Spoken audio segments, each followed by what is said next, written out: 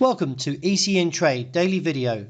Before we begin, it should be noted that any advice is of a general nature only and that your personal circumstances have not been taken into consideration. Hello everyone, my name is Rob Clayton and thank you for joining me. Well, at present the Australian dollar has taken a breather, or more to the point, a break around the 72-cent handle. It is assessed though that further upside potential is seen, with the 60-day moving average around 72.60-65 awaits its challenge. Meanwhile, the numbers coming out of China today did give a little bit of a mix traction for the Australian dollar to a slightly bear case as it eases away from the highs. Nevertheless, the MBS manufacturing PMI matched 49.6 forecast versus a 47.4 prior, while the non-manufacturing came out at 47.8, below 50.7 market consensus. With the US now soon to return after its long weekend, the market was closed on Monday in observance of Memorial Day.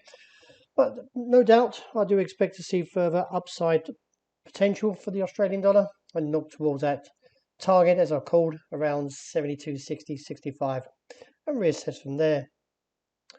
Looking at the euro, the market still finds the level of 107.85 a bit of a challenge for the bulls. Nevertheless, though, the trend is still bullish and the market still maintains above the midway point, with the MACD married to the bullish bias. If we do see a break towards that top side, then we could see a further push up towards 108.45. However, with that being said, do keep an eye on the US dollar, because it is rebounded about 30 points from 101.30 to 101.60-65. But I feel that the market bulls may actually continue for the euro, as the main event for this week, being the non-farm payrolls, has given us slightly lower forecast of around 325,000 jobs for last month. Still, the US Fed minutes did see the policymakers support 2 or more 50 basis point rate hikes at their coming meetings in June and July. So that may still keep the US dollar slightly bearish tone, but I feel there is just a little bit more squeeze here for the euro, and then I do expect to see a downturn, as mentioned, around that 107.85 to 108.45, and then back to the region of 106.25.35.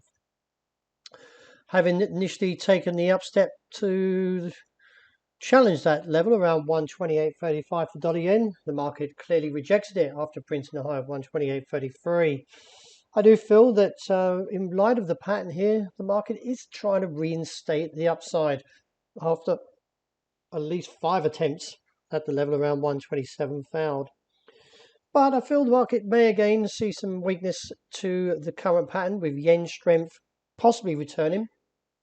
Let's see another down test towards that region around 127.65 to 127.15, while 128.35 caps.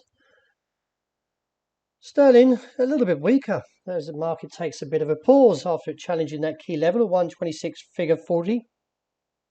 But I still feel that the risks into June will be one to a bullish case for sterling, as we may see a 50 basis point rate hike from the Bank of England on the 16th of June. This could see further strength, as I mentioned. Now, the reason for this view is that the UK Consumer Price Index rose by 9%, the first time since 1982, or when Margaret Thatcher was Prime Minister.